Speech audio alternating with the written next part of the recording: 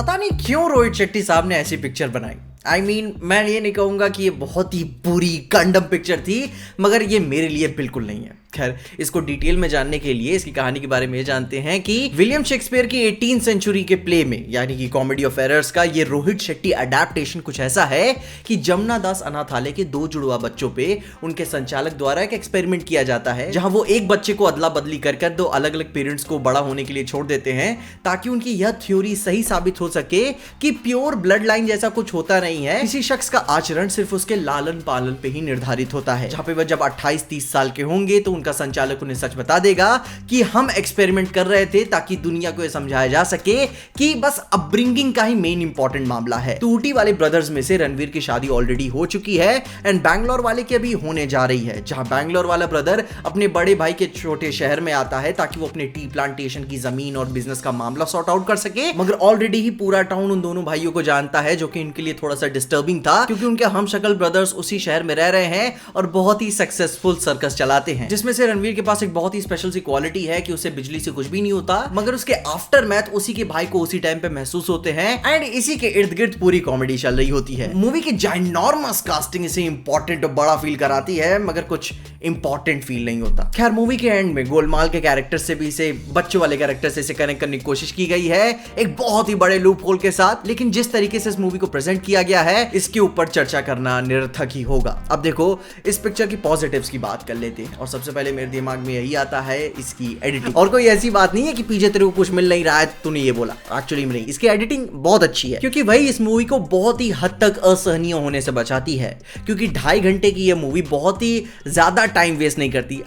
First half में तो काफी ज्यादा अपने आप को खींचती है, मगर इसकी एडिटिंग बेहतर होने की वजह से इसका एक्सपोजिशन कन्विंसिंग एनफ बना रहता है कि तुम अगले सीन को देखने के लिए थोड़ा इंतजार तो कर ही सकते हो। इसके अलावा इसकी सबसे बड़ी बात इसकी कॉमेडी, जिसकी वजह से लोग इसे देखने जाएंगे, और वहीं पे पिक्चर बहुत ही ज्यादा शॉर्ट फॉल कर जाती है। खैर, अभी पॉजिटिव्स की बात कर रहे हैं तो भाई स्पेशल सा शाउट आउट जाता है सिद्धार्थ जादव और अनिल चैटर्जी को। भाई साहब, इन लोगों ने बहुत मजे दिए मेरे को।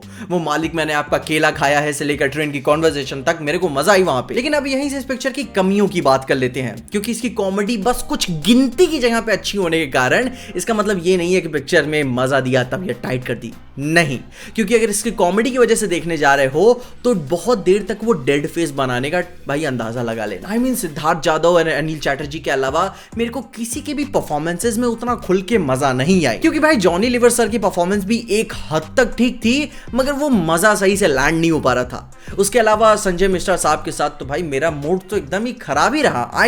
सिद्धार्थ जादव साहब भाई उनके अनप्रिडिक्टेबलनेस को भाई बैलेंस जरूर कर रहे थे, लेकिन रणवीर सिंह के उनके साथ एक्टिंग ही अच्छी थी, मजा नहीं आ रही थी। रणवीर सिंह बहुत ही अच्छे एक्टर है, काफी अच्छा पोटेंशियल है। तुम उनकी परफॉर्मेंस पे तुम गौर करके देखोगे तो एट मोमेंट्स उनकी गले के नसें तक दिखनी चालू हो जाती हैं। समझ में आता है कि हाँ भाई बंदा मेहनत कर रहा है, लेकिन उस मेहनत का कोई फायदा नहीं है, क्योंकि बस एक्टिंग अच्छी है, मजा नहीं आ रही है। इसके अलावा पूजा हेगड़े एंड जैकलिन फर्नांडिस बस आई कैंडी ही बनी पड़ी है। आई एम सॉरी बस, लेकिन हाँ आई कैंडी ही है। मुझे खुद बुरा लग रहा है कि भाई असली जिंदगी तो ये लोग जी रहे हैं भाई, मैं तो चूतिया आदमी हूँ। सुबह उठो, ब्रेक डाउन बनाओ, खाओ, हगो, सो जाओ। रोहित शेट्टी साहब इतनी उम्मीद किसी को नहीं देते हैं। खैर, अब अगर अंदर दिल से बोलूं तो पिक्चर मेरे लिए नहीं है भाई साहब। मैं इसकी ऑडियंस बिल्कुल नहीं हूँ, जो कि ये कुछ इस तरीके की मूवीज में से एक है जहां किसी मनहूस दोपहरी बहुत ज्यादा सन्नाटा शांति होने के कारण आप टीवी चला देते हो ताकि उस साइलेंस को उस नॉइज से भर सको। ये नॉइज है ये पिक्चर। थोड़ा सा ग्लिम्स देखने के लिए या फिर कुछ खा रहे हो तो थोड़ा 5-10 मिनट बैठने के लिए कुछ देख सकते हो, लेकिन फिर उठ के तुरंत जा भी सकते हो। तुम्हें फर्क नहीं पड़ता इस पिक्चर से। एंड में इसे किसी फ्रेंचाइज से कनेक्ट भी करने का मेरा कोई मतलब नहीं समझ में आता। खैर, इसके बाद ये कहां पे जाएगी, क्योंकि मेरा इंटरेस्ट भी नहीं है इसका। पता है मैं मेन इससे क्या एक्सपेक्ट कर रहा था कि जब गोलमाल 3 पिक्चर में जब क्लाइमैक्स से पहले वो इमोशनल ट्रीटमेंट दिया गया था कि जब सबको पता चलता है एंड लकी डेस्परेटली भाई सबको समझाने की कोशिश करता है कि भाई तू भी अनाथ है, तू भी अनाथ है, तो भाई वो इमोशनल मोमेंट एक्चुअली में फील होते हैं। लेकिन यहां पे जब रिवील होता है तो बहुत ही ग्रैंड था, लेकिन इमोशंस नहीं थे कि भाई मेरी मां नहीं है। काफी हार्ड हिटिंग वो मोमेंट्स होते हैं जब भाई किसी भी बंदे को पता चले कि तेरी फैमिली नहीं है वो। खैर, जैसे मैंने बोला ये पिक्चर मेरे लिए नहीं है और ना ही मैं इसकी ऑडियंस हूं। थोड़ा एंजॉय करोगे या फिर एंजॉय करने की कोशिश करोगे, लेकिन ऐसा कुछ नहीं है जिसके लिए तुम कुछ फील कर सको। एक गाना दीपिका के साथ था, वो मेरे को बहुत ही अच्छा लगा, वो मासी वाइब थी, वरना बाकी तो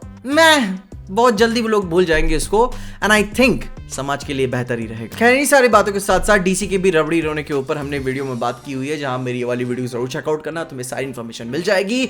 मगर तब तक के लिए देखते रहिए पीजे एक्सप्लेन।